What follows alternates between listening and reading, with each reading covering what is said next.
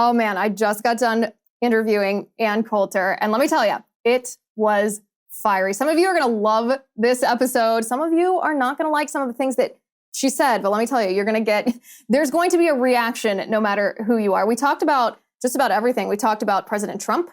We talked about Governor DeSantis. We talked, of course, about the border crisis.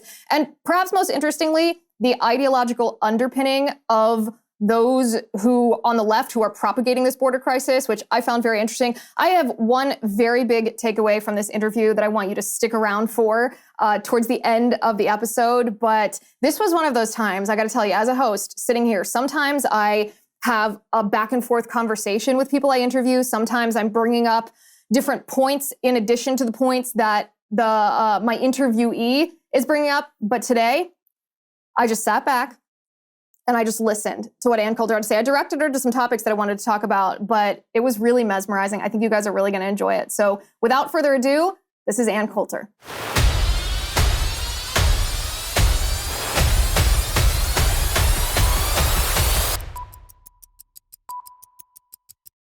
Okay, guys, I want to talk to you about Attorneys for Freedom. Specifically, I want to talk to you about the Attorneys on Retainer program. It is a new self-defense plan for gun owners that was created by Arizona criminal defense attorney Mark J. Victor and administered by his law firm, the Attorneys for Freedom. If you are a responsible gun owner, you may already have CCW insurance or have heard of these gun insurance plans. What you may not know is if the insurance company says the shooting was not justified as self-defense and you were convicted of a crime, the insurance company will not only drop your coverage, but you may be required to reimburse them. Now, I don't know about you, but as a responsible gun owner myself, I would not want to trust my self-defense shooting to an insurance company. I would rather have the Attorneys for Freedom's experienced and aggressive criminal defense team on retainer 24/7. So if you're a gun owner and you want the legal defense without the endless exclusions of an insurance company, I highly recommend you join the Attorneys on Retainer Self-Protection Program. Visit attorneysforfreedom.com/Liz and enter promo code Liz25 to receive $25 off your sign up. That's attorneysforfreedom.com/Liz, promo code Liz25. All right, guys, with me today is 13 times New York Times bestselling author, including the book, this is somewhat ironic, Adios America, The Left's Plan to Turn Our Country into a Third World Hellhole. Sadly, apropos for the moment that we're in our nation right now, as supposedly 700,000 illegal aliens await to cross our border now that the Biden administration is allowing them to do so. Also, highly recommend that you go to her Substack, anncoulter.substack.com. It is, of course, Ann Coulter. Ann, good to see you. Thanks for joining.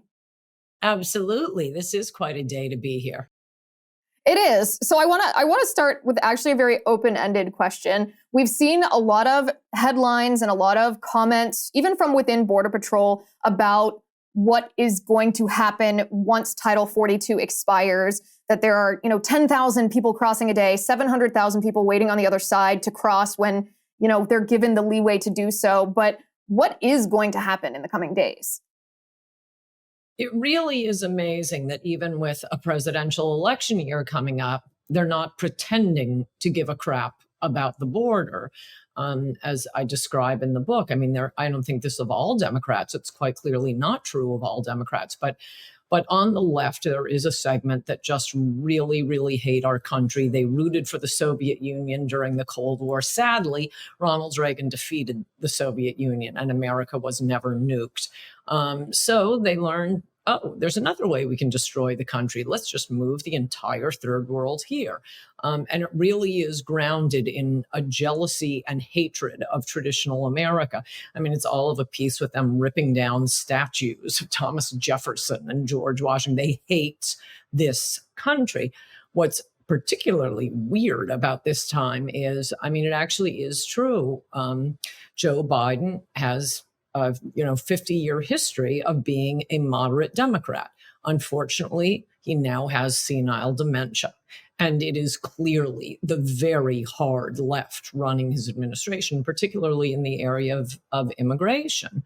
Listen to mayors like Mayor Adams, or read the comment sections in the New York Times when they write one of their tendentious articles about, the poor asylum seekers, the asylum seekers. Look, I've noticed this since I wrote Adios America. Wow, New York Times readers are not really down with wrecking our country. Isn't that interesting? Which is why, a complete jackass won the presidency in 2016, an utterly unlikely candidate, because he ran on immigration. He said outrageous things in ways even I wouldn't have said it. As Mickey Kaus said, Mickey Kaus reviewed my book, Adios America, and said, compared to Donald Trump's opening statement, which he made coming down the elevator 2 weeks after Adios America came out, he said, that makes Ann Coulter's book sound like Desmond Tutu. Yet and still, it didn't matter how outrageous Trump was. This is how much the public wants to shut this down.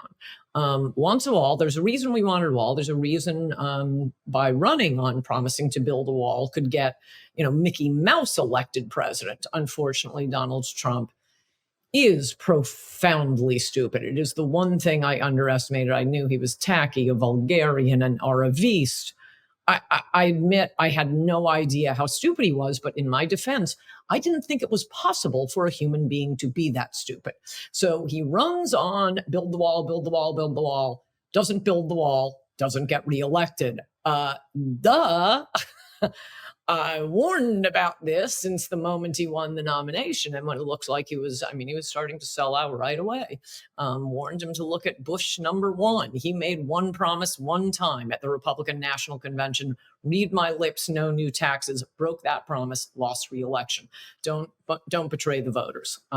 Very simple rule for politics. But there's a reason voters voted for a wall so that what's happening now could not happen, because we know there are these far left America haters, and they are who are just dying for a moment like this. Well, a wall would have stopped them. It sure would have slowed them down. But no, what's going to happen now? Title 42 was just some, BS excuse for Donald Trump to try to do something to stop the flow of illegals during his pathetic 4 years in office. Now it's being lifted. And when you hear, for example, Biden's sending troops to the border. Ooh, that sounds so tough. We're going to have troops standing at the border. Oh, no. They're going to be distributing welfare applications and putting the illegals on buses and ushering them into the country. I was thinking about this. I suspect the places they're going to be moved en masse to the interior of the country are probably going to be areas where there already are, little ghettos of foreigners where they'll speak the language. This is part of the problem with bringing in a mass of immigrants who don't speak English. They end up just creating their own little communities. I don't know if this is still true, but up in Detroit a few years ago, I went to Michigan Law School. I'm driving around Detroit with a friend. There's an area where all the street signs are in Arabic.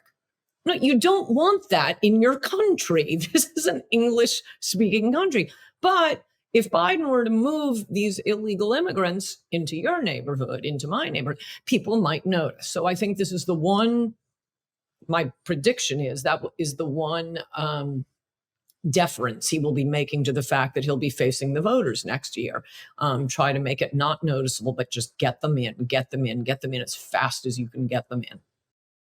And by the way, about half of my viewers are evenly split on whether they like Trump or whether they like DeSantis. So I do want to circle back and talk to you about 2024, the primary, before even we get to the general election. But I guess I wonder, when you use this phrase, far left America haters, that seems pretty obvious to those of us who are not watching CNN and MSNBC. You can't make deliberate choices about the border the way that Joe Biden does without understanding the consequences and understanding the destruction it's going to cause to our nation.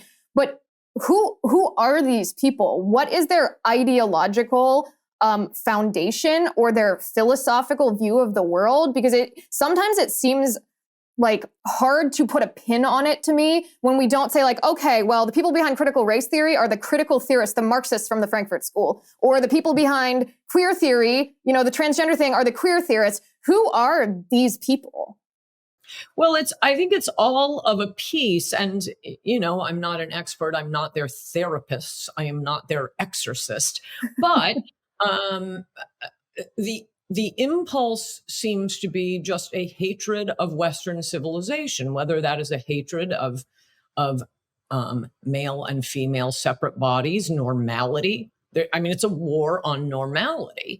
And America is, of course, the pinnacle of Western civilization, the highest realization of it, from our Declaration of Independence to just a country on the go, and the inventions and the land, the patriotism, the really very, very little crime, except in some small areas, and until recently. And it's the same impulse of the George Soros prosecutors: release criminals. They are for criminals. They are for poisoning and mutilating children, and they are so for the destruction of the United States of America.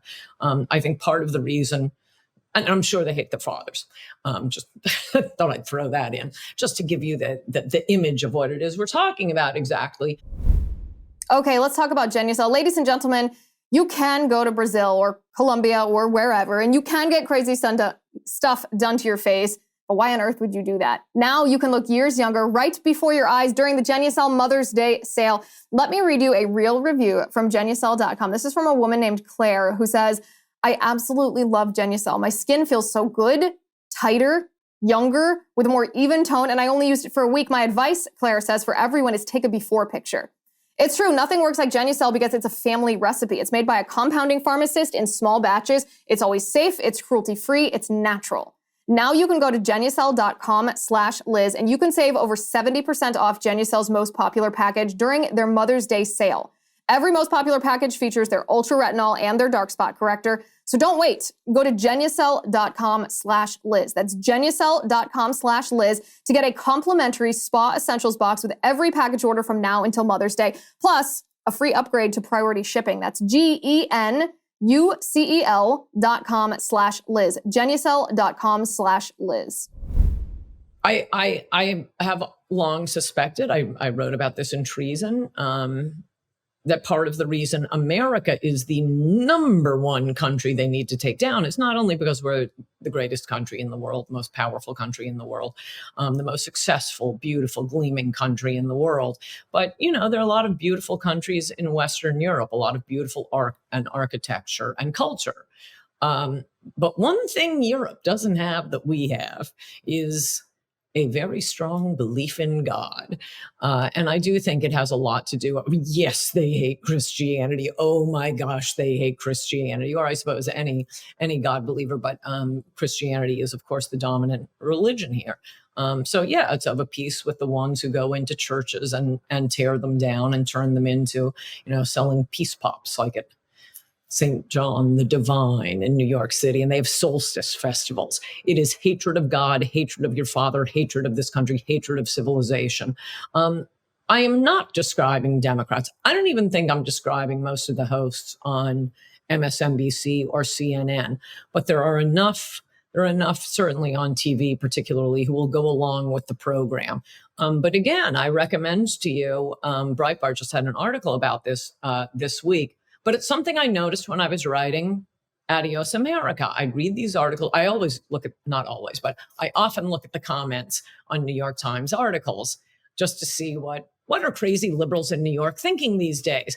And any other article, it could be on transgenders, it could be on Trump, it could be on, Joe Biden or Eric Adams. It could be on the Philharmonic.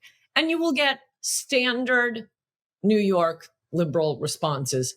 Articles on immigration sound like the commenters at Breitbart.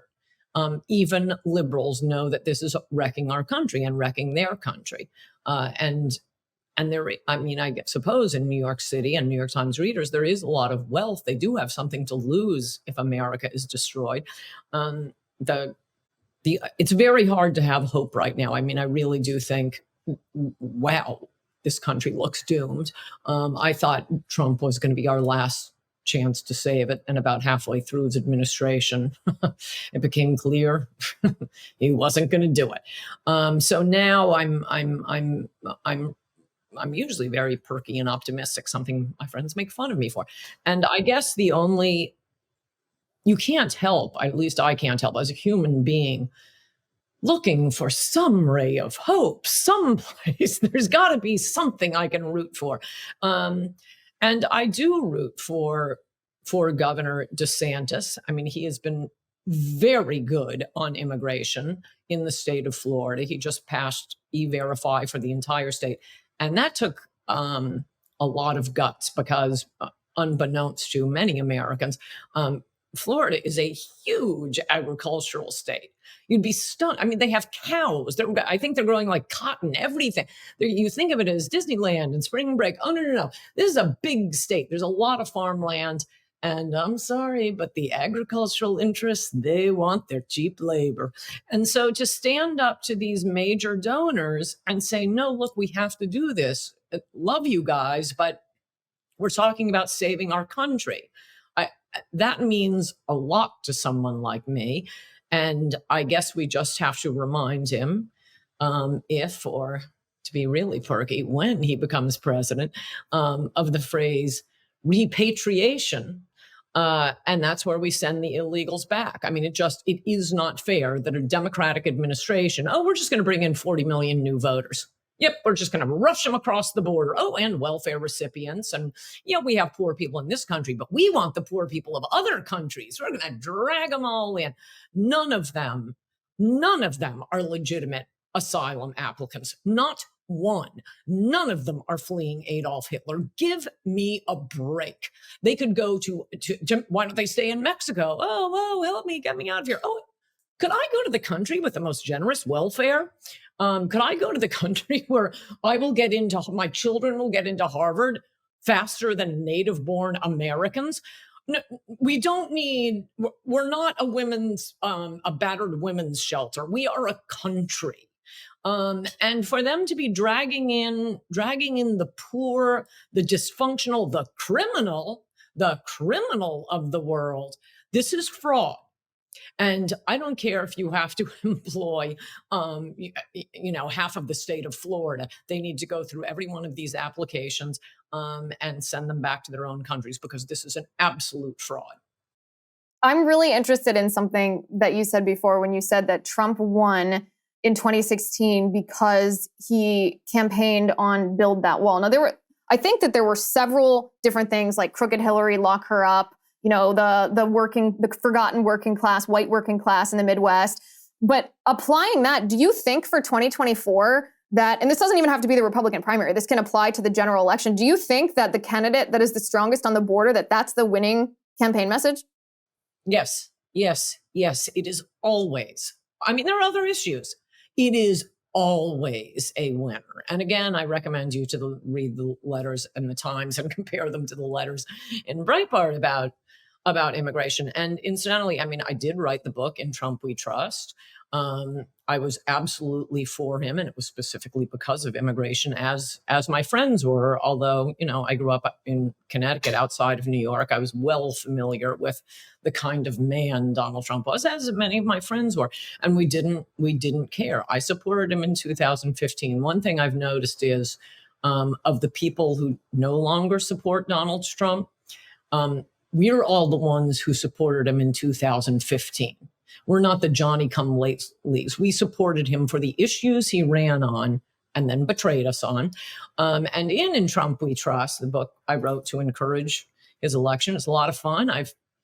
I've signed copies to people in the Republican Party. I would like to run for president as the Republicans, and I sign it.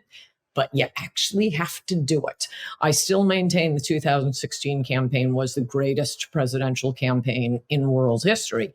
Everything fell apart when he became president. But in the book, In Trump We Trust, I sort of challenge the point that you just made that, he ran on a lot of things, because I noticed the media kept saying, he has no issues. He's not running on anything. Well, a couple of things. No, his plans were really quite specific. He was more specific than anybody else was. But one of the interesting things, I went through I think it was interesting, his opening speech when he came down the escalator. And Liz, he talked about all kinds of stuff. He talked about, the troops and veterans and Obamacare and how we need to be tough abroad, tax cuts. Look at his speech when he came down the escalator. But what was the line that ignited the fire that propelled him to the presidency. It was what he said about immigration. And all of the elites, as usual, viciously attacked him. Oh, it's so mean. And it was kind of mean. But the people, the voters, did not care. We don't care if you're polite about it. We're just fed up. We have had it. You can be as rude as you want to be on immigration. This is our country, and we're running out of time to save it. Do you consider yourself a single issue voter on border stuff, on border security? That's interesting. I mean, I've never put it that way.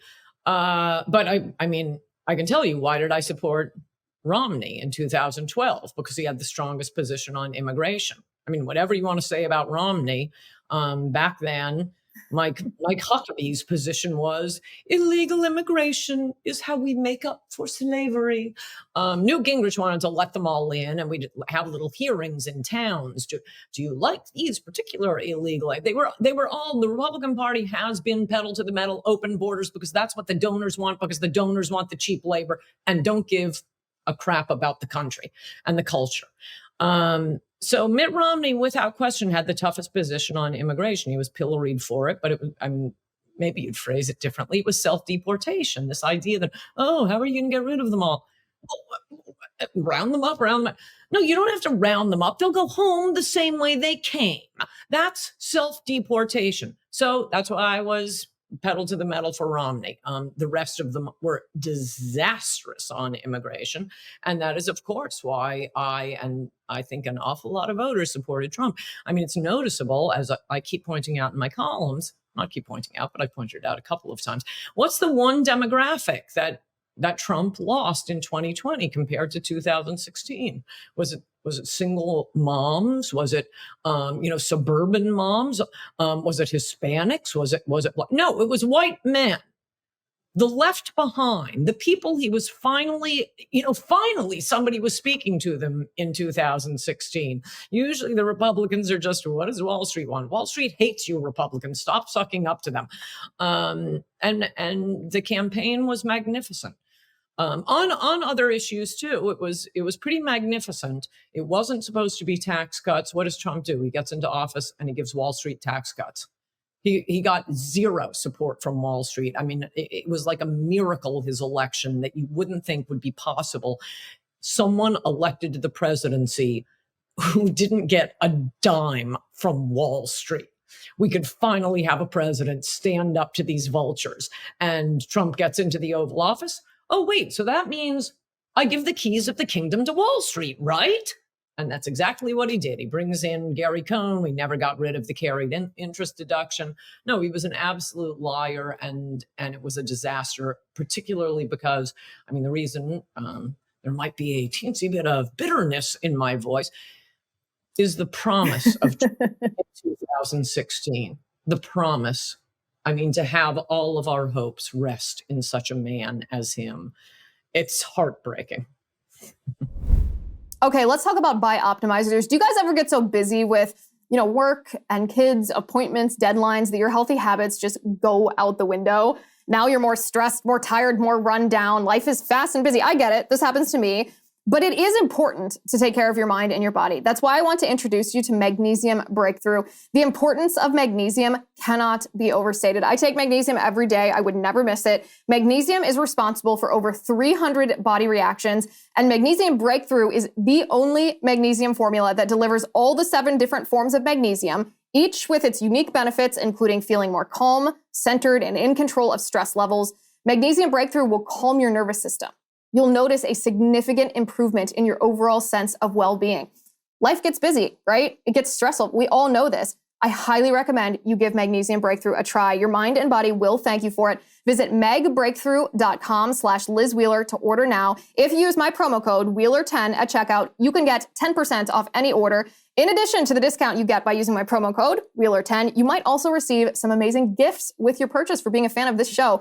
Go to megbreakthrough.com/Liz Wheeler to get your Magnesium Breakthrough. megbreakthrough.com/Liz Wheeler. It's kind of, I don't necessarily agree on every take. I'm sitting here I'm mesmerized by what you're saying. I think that your takes are excellent. I mean, we all expect him to announce. I think I'd be surprised if he didn't. all signs are pointing in that direction. We have Nikki Haley, of course, and Vivek Ramaswamy in addition to Trump. And I think Asa Hutchinson too, already forgot about him. He announced like a week ago. If these 5 are the candidates, I'm sorry, I'm not sorry about that guy. He wouldn't even ban transing kids. Who do you think's going to win in the primary, in the Republican primary? Well, I have a number of stake bets that, I get nervous about this, that it will not be Trump.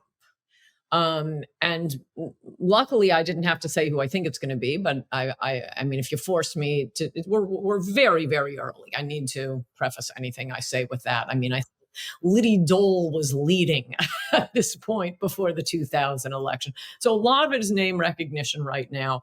But I would guess I would put my money on DeSantis if I had to, if you held a gun to my head. What worries me about my stake bets is that I wrote about this a couple of weeks ago. It's on my Substack. It's on Coulter.com, titled Republicans, You're Being Rolled, or something like that. The entire Biden reelection plan. I mean, the border is a disaster. The economy is flatlining. We have no energy. Crime through the roof. And because of Democrats, and mostly in Democratic cities. This next year's presidential election year, Liz, it should be a blast. It should be so much fun. Things have sucked for such a long time. It would be so fun to have DeSantis running against Biden. Well, the Democrats know that it would be fun for Republicans. Democrats know that too. So their entire Biden reelection plan is trick the Republicans into renominating Trump. And I think that was the whole point behind the moronic Bragg indictment. I mean, Trump made his announcement that he was running for president after totally destroying the midterm elections for us. Made his announcement. It was a bunch of losers who showed up. Even Fox News cut away from it. The next thing you know, he's meeting with Nick Fuentes and Kanye, who are busy, when they're not meeting with Trump, praising Hitler. I'm sorry, there aren't a lot of things you have to remember not to do in life. Could you just not praise Hitler? Anyway, those are the celebrities Trump's hanging out with. And nobody really cared about me. He had a bunch of losers and con men supporting him. Well, the moment there was a BS indictment, the Democrats did this. That was my last book, Resistance is Futile. And the thesis of it was that instead of attacking Trump on things that are legitimate, the left, the media, either out of hatred or out of strategy, and I think it's both, they make just nonsense, BS attacks on Trump, and they drive people who don't even like the guy to say, okay, I'm not for him, but he's not a Russian agent.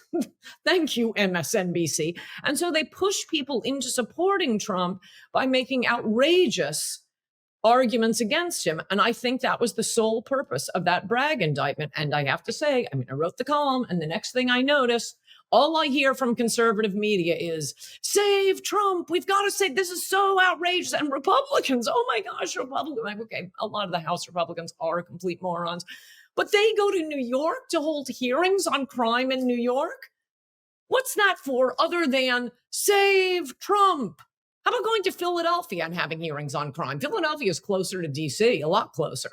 And their crime is probably even worse than New York City's. In fact, it definitely is worse than New York City's. So why did they go have hearings on what the DA is doing in New York City? Because that same DA had just indicted Trump. So Democrats are playing Republicans. They're apparently very easy to play.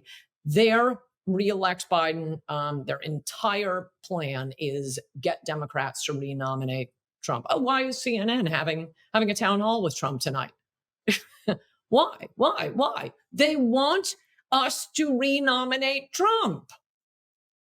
And they're right. That's how they would get Biden reelected. It's actually, I'm laughing because it's terrifying to imagine Joe Biden as president again, because it's almost unthinkable that he's even president right now in his state. Let me completely change topics on you, because I'm really interested in people who've worked in media for as long as we have. I mean, you've worked even longer than I have in media. What is your take on what happened between Fox News and Tucker Carlson, and where Tucker is going to land after what I assume is going to be like months of lawsuits? I think it's not as complicated as people are making it. I mean, I don't know. I have no inside track on this, but three pretty big lawsuits.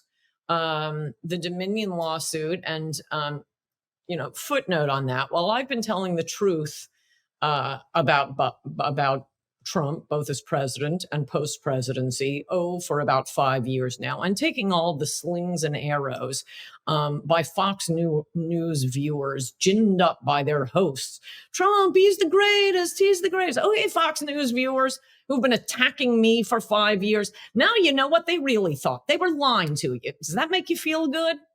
You may not like what I have to say, but I'll tell you the truth, unlike those liars. So now that we know what the primetime host really thought about Trump, that obviously was a big part of the defamation lawsuit, and some of the worst quotes, at least for purposes of defamation of Dominion, came from Tucker. Then you also have the lawsuit by the former Tucker producer, Abby Grossberg. And look, she could be a snowflake. A lot of it may be very silly. But some of it does seem like a little bit of a bro culture that I'm not fainting over. But after what happened to Roger Ailes and what happened to Bill O'Reilly and others at Fox News, I think I wouldn't be having, huge posters of a scantily clad Nancy Pelosi on the wall. So that's another lawsuit. And the third lawsuit, I think it hasn't been filed yet, but seems like it might be, and that's by Ray Epps, the guy that Tucker has, and Tucker alone, no other hosts have done this, has accused of being an FBI agent who had specifically tried to, entrap the January 6th rioters. And I think that's a nonsense claim. And Ray Epps has a pretty good defamation case. Now, he's requested a retraction. I don't know what he's going to do next, but I think Fox is just looking at these three lawsuits and thinking, this is more trouble than it's worth. And Roger Ailes was right. We could put on a dead raccoon at 8:00 and we're still going to beat CNN. As for what Tucker does next, I don't know. I doubt he knows where any bodies are buried that we don't already know. An awful lot of that already came out in the Dominion lawsuit. We see all the private text messages. I don't think there's a lot of breaking news there. And no, I mean, it's a good gig being a primetime host at Fox. You may have to lie to viewers, but you're going to be paid well. So it'll be a big monetary hit. And it seems unlikely to be made up elsewhere, but who knows? Do you want to know who I'd put in his slot? Oh, tell me. If Fox were smart, and they're not, I'd give the 8 p.m. hour to Buck Sexton. But I think he's probably too original, provocative, and interesting. And they don't want that. They want flat, boring, never, ever, ever funny, will not get us in trouble. That's the Fox model. I love Buck, but if I'm not mistaken, he is unafraid to talk about transgenderism. He's unafraid to talk about abortion. He's unafraid to talk about electioneering laws that were changed in the summer of 2020. And he's unafraid to talk about Marxism. So I don't know if he would be qualified for that position. Let me ask you a question. This is from one of our locals VIPs. Named Amy. She said, what is your theory on why so many middle-aged, educated white women are beholden to leftist ideology?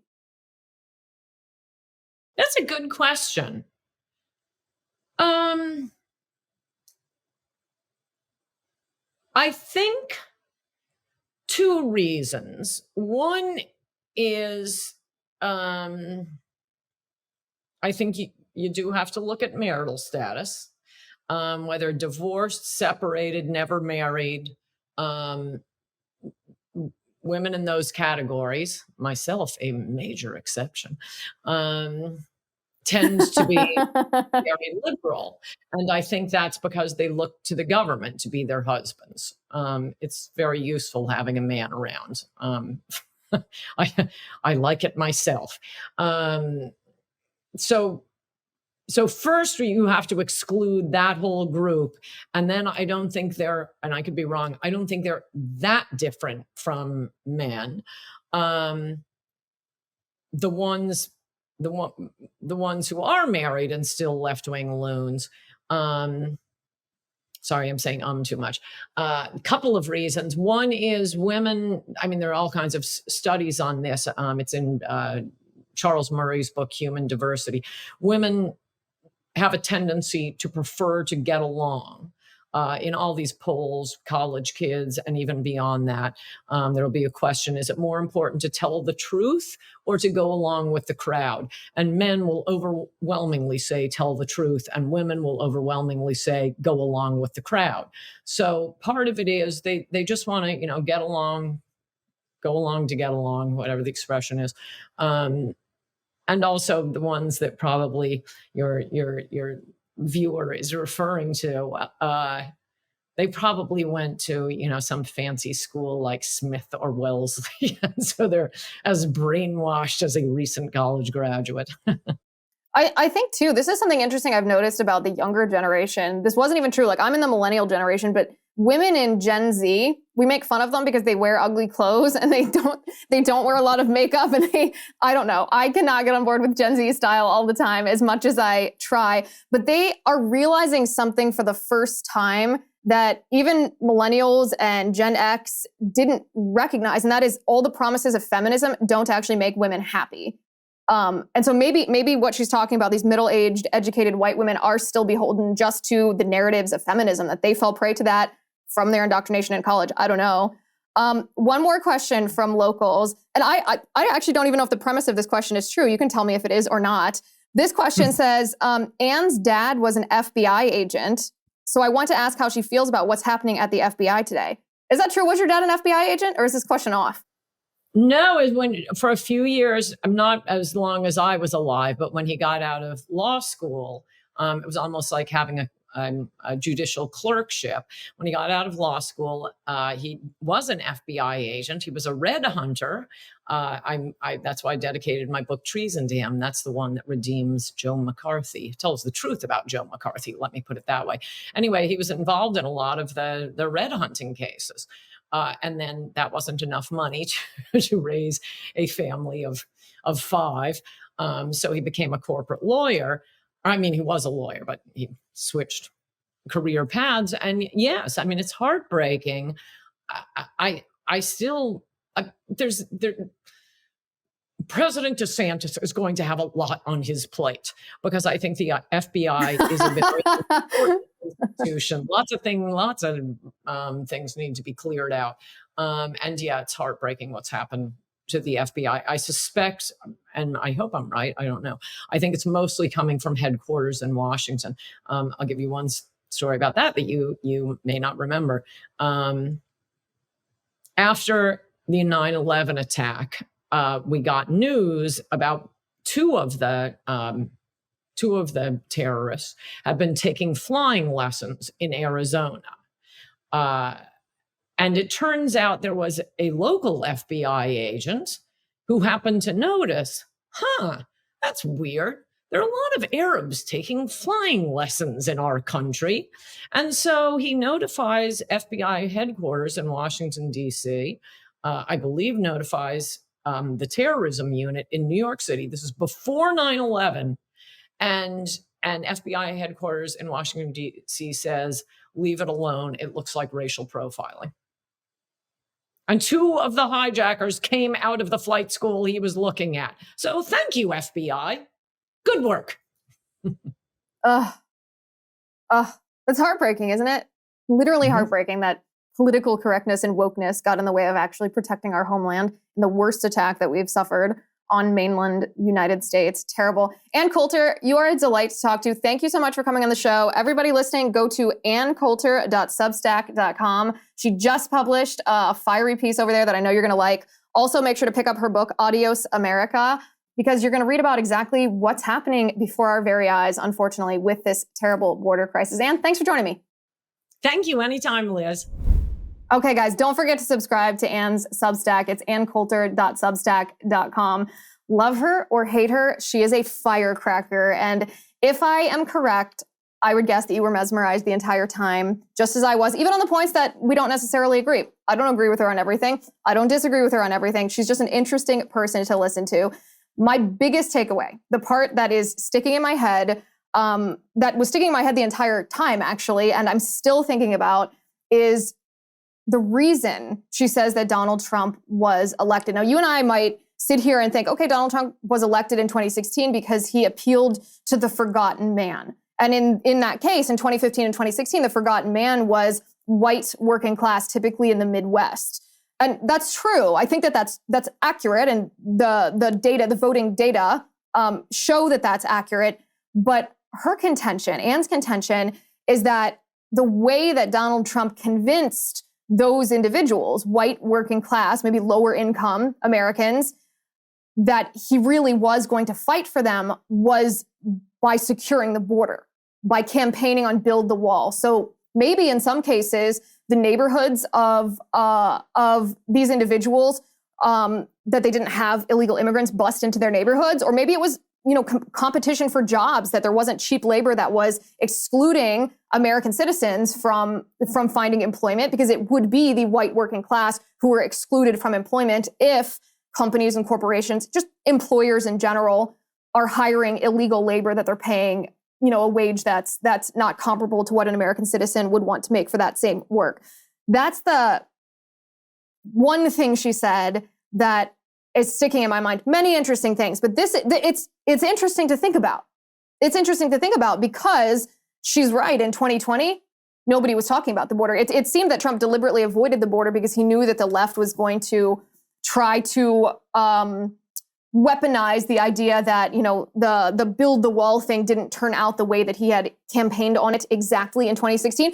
For a lot of reasons, not all reasons that were his fault directly, some reasons that he could have done better on. But regardless, the left would have tried to use that as a cudgel against him. But what if? What if that really is? What if Ann is right? What if this is an issue, border security, being really strict on the border? What if this is an issue that changes the mind of the independent voters that we always try to seek? What if that is the reason that Trump won in 2016? What would this mean for 2024? What would this mean not just for what would this even mean for the primary, really? The Republican primary, but also in a Biden versus Republican, probably either Trump or DeSantis. What would that mean in the 2024 general election? We're not hearing a lot. We're not hearing a lot about that right now, even as Title 42 expired, even as we see videos of all these migrants just flooding across our borders, even as we hear these horrendous numbers, 10,000 migrants crossing our border every day and 700,000 waiting to rush our border once Title 42 expires. It's a little hard to fathom all of that, but also it's still not the dominant political conversation that's happening in our country. Generally, even a Democrat gets a little stricter on the border in the lead up to a presidential election cycle because it is, at least among voters, maybe excluding Gen Z who actually think that open borders is a thing, but it's usually an issue that Republicans and Democrats agree on. So that's the biggest takeaway for me, is that's a very, very interesting point that I am going to be giving a lot more thought in the coming weeks and months. You can let me know what you thought. Also, if you missed any of our other episodes this week, we talked about the Texas mall shooter, horrible tragedy. What the mainstream media does, or did in this case, is what the media always does. It's the same playbook to try to associate these mass murderers with Republicans. And if we don't identify what that playbook is, understand it, and then debunk it in real time, it's going to be a successful way to demonize Republicans. So if you didn't watch that episode, go back. It was from Monday. We also talked about, on Tuesday, we talked about Chelsea Clinton's insane vaccine plan. you know, when I want advice about how to keep myself alive and my children alive, I always turn to the Clintons for that advice. We also talked on Tuesday about the polls showing Joe Biden in a hypothetical matchup between Biden and Trump in 2024 and Biden and DeSantis in 2024, that Biden was losing in both of those matchups. But while a lot of Republicans are excited about that, highly recommend you watch that episode, because I'm not excited about that poll. I think if Republicans count on just being ahead in the polls as to give them confidence that they're going to win in 2024, then they will lose. There are two other very important things that need to be done in order for Republicans to win. And then, of course, we talked about Tucker Carlson. He's back. He said he's going to relaunch his show on Twitter. So we talked about that. And we talked about the man who was arrested. This is such a crazy story, at Warren Buffett's annual meeting for Berkshire Hathaway, because the man who was on the agenda to speak, he was allowed to speak. He had the microphone. His name was on the program, because he talked about Warren Buffett's political affiliation with Bill Gates and Bill Gates's association with Jeffrey Epstein. And for that, he was, within seconds of mentioning the name Jeffrey Epstein, he was arrested. So if you missed any of that, go to Apple Podcasts, click subscribe, watch those episodes, go to rumble.com/Liz Wheeler. If you want to see the video version of those episodes. Thank you for watching today. Thank you for listening. I'm Liz Wheeler. This is The Liz Wheeler Show.